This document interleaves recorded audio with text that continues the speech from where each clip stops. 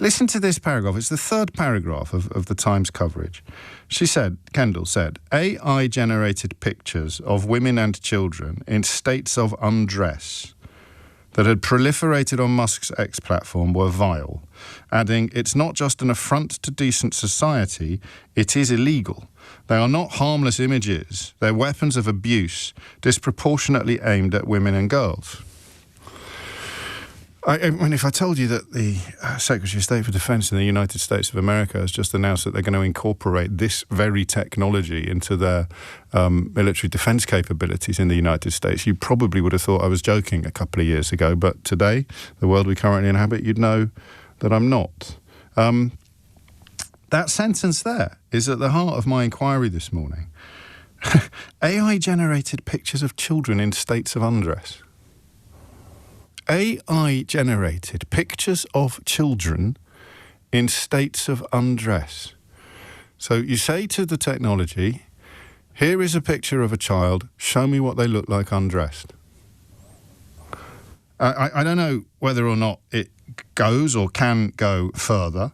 The phrase sort of deep fake sexual footage appears in some of the coverage, but in the first instance, and it matters, but it doesn't matter completely, does it? Because that idea that Elon Musk charges people for the right to put in pictures of children and ask to see them artificially but entirely convincingly undressed.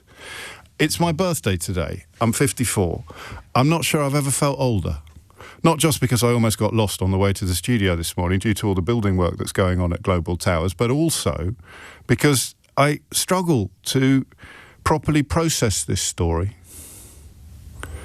I don't quite understand what the relationship is anymore between reality and reportage, between opinion and events. Because what would you have said 6 months ago? If I had sat there, if I'd sat here, indeed, behind this microphone, and I'd said to you, oh, Elon Musk is going to introduce a new feature on Twitter, which means that people will be able to put pictures of your children there and ask to see them undressed or engaged in acts that in criminal acts that they have never been engaged in. Victims of abuse that they, happily have never actually endured, but now the pictorial evidence will exist that makes it look exactly as if it does. What would you have said 6 months ago if I told you that? And so the government comes out of the blocks, I mean, by their standards, quite quickly. Probably not quickly enough for some, but Ofcom, which I should add, regulates this programme. If I said a bad word now, then Ofcom would be down on me like a ton of bricks.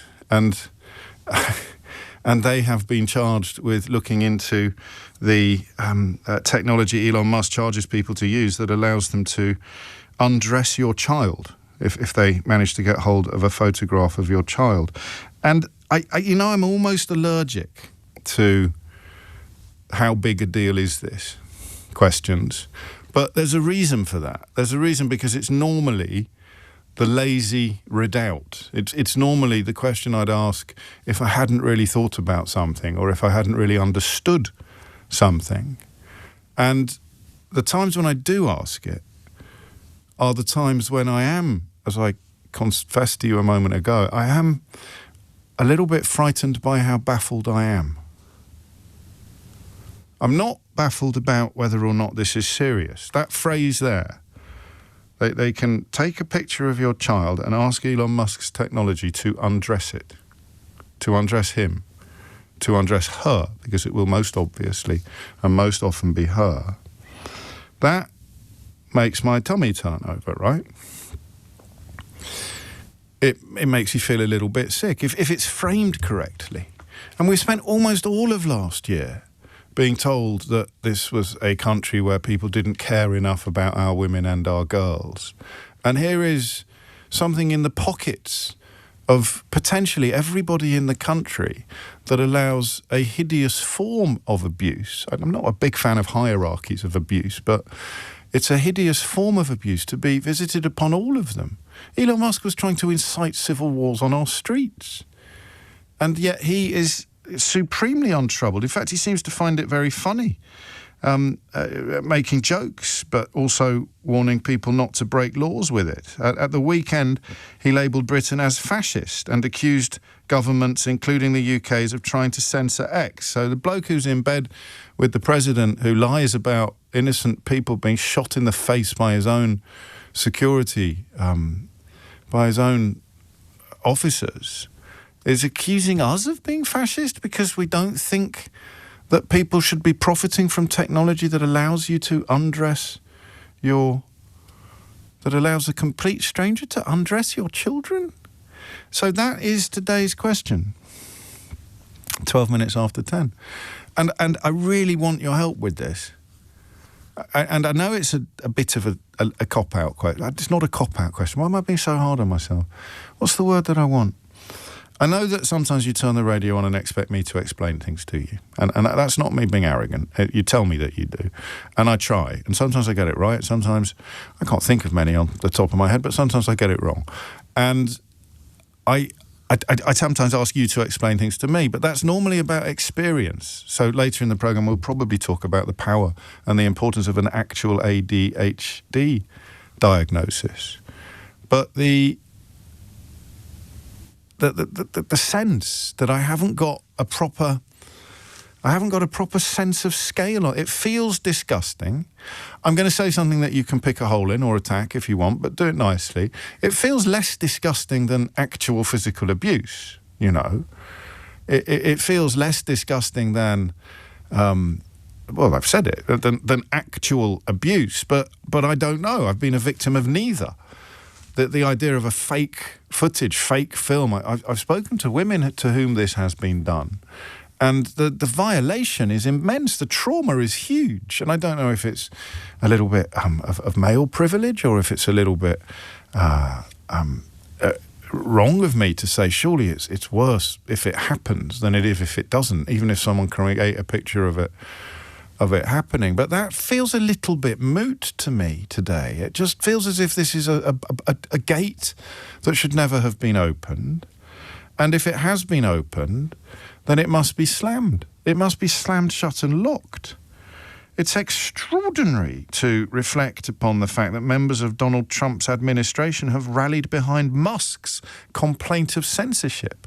So the British government wants to stop a social media platform offering subscribers the opportunity to virtually undress your children, and the richest man in the world is describing it as censorship and fascism, while very unconvincingly urging people not to break the laws that he's given them the tools to break. Do you get where I'm coming from? Maybe you feel like I feel, in which case let's just sort of counsel each other a bit this morning. What's the question you would ask? If it's not how big a deal is this, what would be your way into trying to understand this sense of tension or even disconnect between what is happening, what we are being told is happening, and what we are supposed to feel about it? You can create and share sexualized deep fakes. Ofcom can fine X hundreds of millions of dollars if it wants to. It could even ban X in the UK. And in the space of 2 years, I've gone from being a big fan of it to wondering now whether Musk is so out of control that a ban would be the only thing that works, because he's never going to do anything voluntarily, and there's no sum of money on the planet that Ofcom could extract from him that would touch the sides of his established fortune. So the first question is well, am I going mad, or is this one of the grossest things that's happened in the longest time? An argument happening about whether or not businesses should be stopped from selling technology that lets perverts undress children.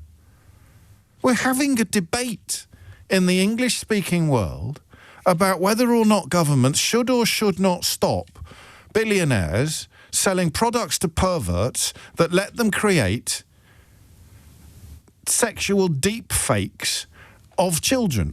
Women are a big part of this story as well, but I think the child angle probably excites a stronger emotional response.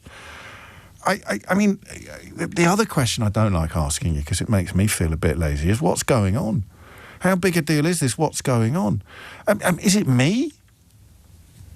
Am I missing a point here?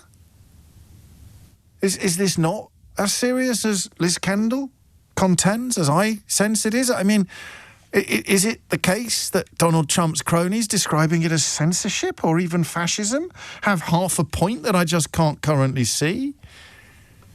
I mean, it is absolutely extraordinary. I wonder whether sometimes we're all a little bit guilty of concentrating too much attention on the things that are easy to get excited about. And a little bit of lazy journalism, misrepresent some of the facts, introduce a nice bit of polarity, a little bit of binary thinking, invite you to pick a side, and then we'll start taking pot shots at each other. I do it. Of course I do sometimes. But when I pick a side, I pick it sincerely. I pick it authentically. I don't pick it for clicks. But this just leaves me absolutely... I nearly didn't talk about it. I didn't talk about it yesterday because of the feeling that I'm trying and largely failing to describe to you now. It historically doesn't work when I come on the radio feeling like this. It's what I mean when I apologise for not being here to explain things to you today, because I have explained it to myself and I don't understand. It's as if I've thrown a rock into a pond and it hasn't rippled. I don't understand the reaction or the lack of reaction or the absence of reaction to what I think is happening here, to what I am 99% certain is happening here. It's as if a big rock has been thrown into a pond and it's only on page 7 of the Times. A massive great rock has been thrown into the pond of our population and it's not on any front pages today. Are we frightened of Elon Musk? How many questions are there attendant upon this story? Are we frightened of Elon Musk? Is getting Twitter out of our country the same as trying to get eggs out of a baked cake? Am I wrong to be as disgusted and as concerned as I'm pretty sure that I am?